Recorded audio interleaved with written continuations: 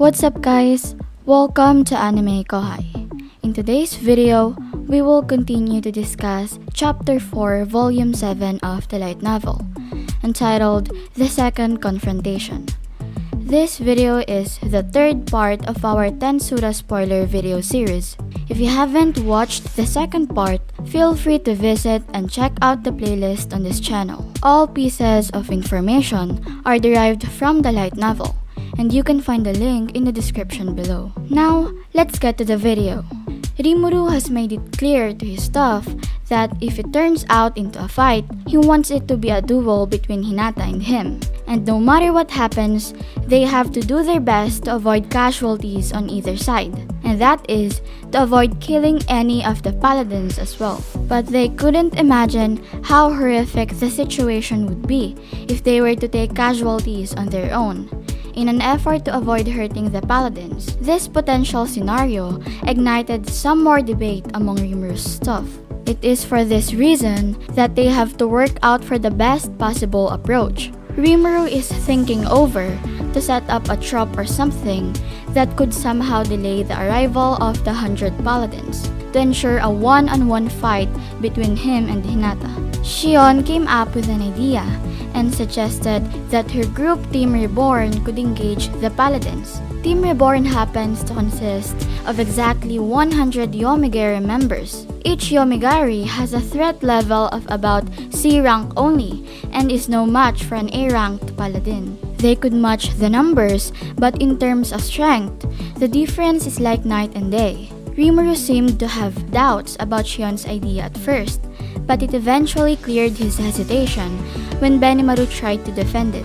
According to Benimaru, each YOMEGAERI in Team Reborn has the extra skill Complete Memory that makes them hard to kill with regular attacks. It is unlikely that the paladins would resort to breaking out their soul-crushing attacks on the first encounter against the weaker YOMEGAERIs. Their weak points would keep the paladins off their guard, enabling Rimuru's team to gain the time they are looking for to defeat Hinata. If the paladins don't have ways to attack directly the souls of their enemies, Team Reborn members would even be an advantage. They have extra skill self-regeneration that makes them immune to physical attacks. Even if their heads get blown off, they can restore to their intact physical body and thus avoid death. Shion added that she had carefully trained them and they successfully acquired pain nullification, and they had resistance to sleep, paralysis, and poison. So even if their enemies try to chop them into pieces, they will just ignore it and never feel any pain at all. Benimaru said that if ever Team Reborn is in danger, he will send Team KURENAI to help them out. That is, in case there's an enemy that can directly attack the soul of the YOMEGAERIs. Team KURENAI is a squad under Benimaru and being led by GOBWA, an attractive-looking ogre. Having been called by Benimaru, GOBWA came over to Rimuru, kneeled and bowed her head to both of them. GOBWA used to be a hobgoblin that had evolved into an ogre. She is an A rank or so, that is having an equivalent strength of Sokka. According to Benimaru, his fighters may not be an even match for the Crusaders, but they are skilled enough that two of them could take on one of the paladins long enough to let Team Reborn escape. Rimuru accepted Shion's proposal.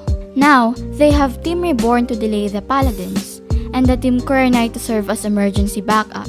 It's about 300 people versus 100 paladins. Rimuru reminded Shion not to send out her troops without the go signal from him, because Rimuru has yet to find out if the talks are a non-starter.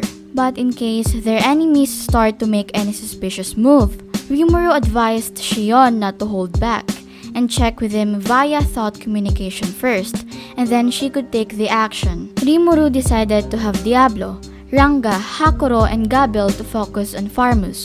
Worried about the possible encounter with some enlightened among the 100 paladins, Rimuru decided to assign Shion to monitor the group of the Crusaders and command both Team Reborn and Team KURENAI. Now, they are left with the question of who would handle the 4 Saint-class paladins accompanying Hinata. The only people left in Tempest powerful enough to engage the 4 enlightened paladins are Zoe and Benimaru. Shuna, Rigor, and Rigord volunteered to join the battle, but Rimuru rejected all their offers. Shuna is not suited for close quarters combat. Rigord and Rigor are both past the A rank, but none of them was near Demon Lord status. So it will just be like throwing their lives if Rimuru lets them join the battle.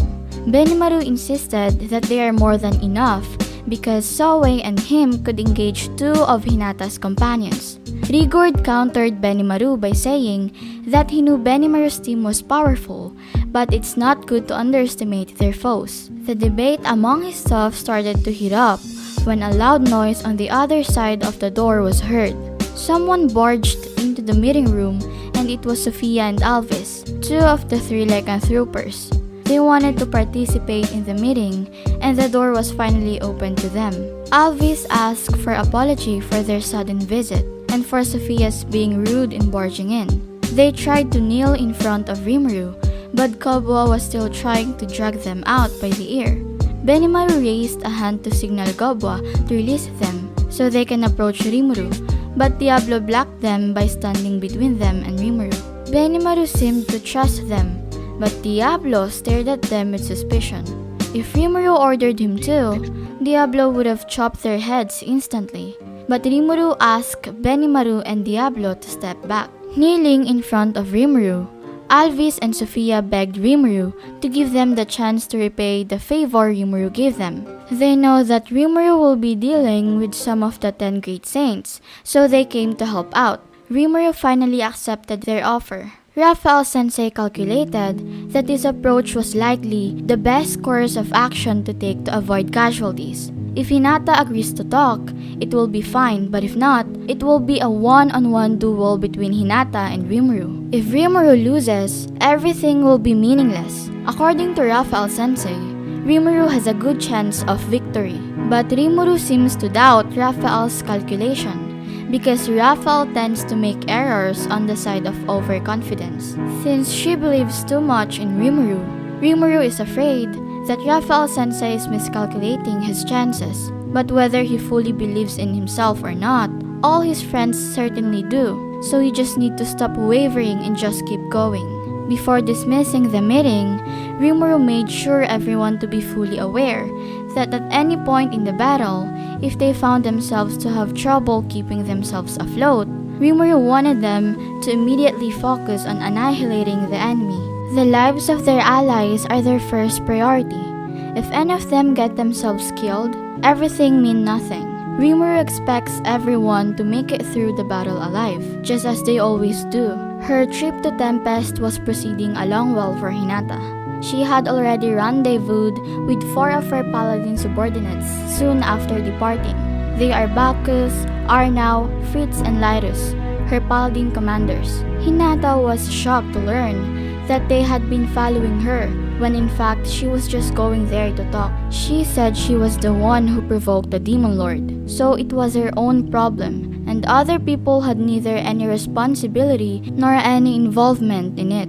Having said that, she asked her commanders to go back their homeland right away, but her commanders just ignored her order, and Hinata was eventually forced to allow them to join her in her journey. After 10 days of travel, they eventually reached Blemund and felt exhausted, so each of them rented their own room to spend the night. After taking some rest, they decided to go and explore the town, and there they noticed the dramatic changes and the rapid developments that happened in that country, which is perceived by many to have started since trade relations had been opened up with Tempest.